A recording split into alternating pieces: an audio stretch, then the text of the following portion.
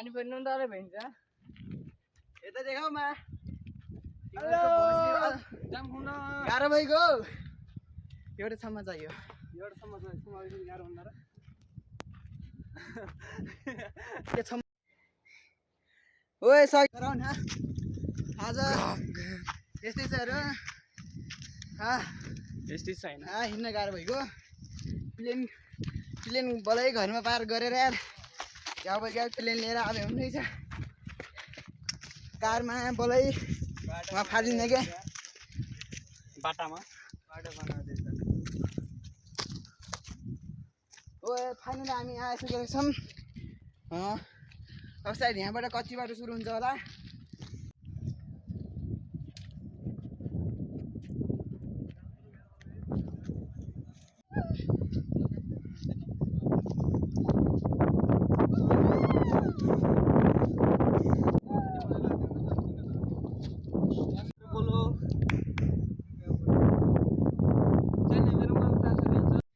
त्यहाँ हेर्न सक्नुहुन्छ एकजना व्यक्ति अछट्टै कुरा गर्दैछन् र अर्कोजना व्यक्ति त्यही कुरा सुनेर मक्ख भइरहन् अनि हाम्रो अरू टिम चाहिँ तता पछाडितिर छन् तिनीहरू हेर्न नसकेर बसो खल्लीको भनेर उतातिर बसेका छन् अब छिटै फेस बनाउँदै फेरि अछट्टै कुरा हामी फेरि यतातिर मस पारेर यतातिर उता हुनुहुन्छ हाम्रो मनिषजी यता म उता फेरि अछट्टै कुरा गर्ने मान्छे छन् उतातिर अरू तलतिर छन् जुनीहरू देखिँदै देखा छैनन् हिँड्न पनि सक्दैनन् उहाँ जान्छु भनेर हिजोदेखि कुरा गर्न लाग्यो अस्ति नैदेखि हिँड्न सकेनन् अहिले ठुला हल्ला हुँदा गुल्ला हल्ला भन्दा फुल्ला सुल्ला ठुला भन्थे त्यस्तो हो आज थाहा पाइयो रहेछ हेर्नुहोस् हजुर त्यहाँ ठुलो आगो लागेको छ त्यहाँ अब आगो तपाईँहरूले यहाँ जुम गरे नि त हुँदैन किनकि के भइगयो पानी पर्ला जस्तो गरेर यस्तै छ अझै होला सायद हामी हिँड्नुपर्ने 6-7 किलोमिटर कोही पानी पर्न लाग्यो ओए तिनीहरू सायद फर्कियो होला नि यार जाउँ गइजाउँ यार पानी परेको ओए ओ तिमी त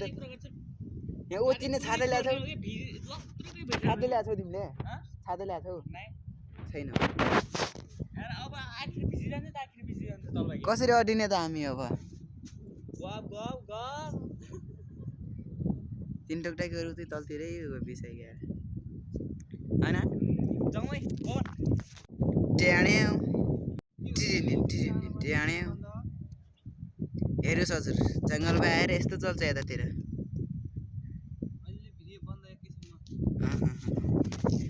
अब यता सुन्नुहोस्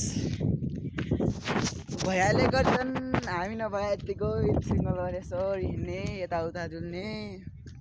के गर्न सकिन्छ र हजुर के गर्न सकिन्छ अब यहाँतिर डोजोले खनिरहेको रहेछ बाटो बनाइरहेको रहेछ त मन्दिर जाने बाटो जाने रहेछ धेरै अनि उतातिरको भ्यू हेर्न सक्नुहुन्छ अलि मोबाइलको क्वालिटी अलिक खतरा भएर होला त्यस्तो बबाल देखिरहेछ अनि उता अगाडि म यता छु अब बस्ने हो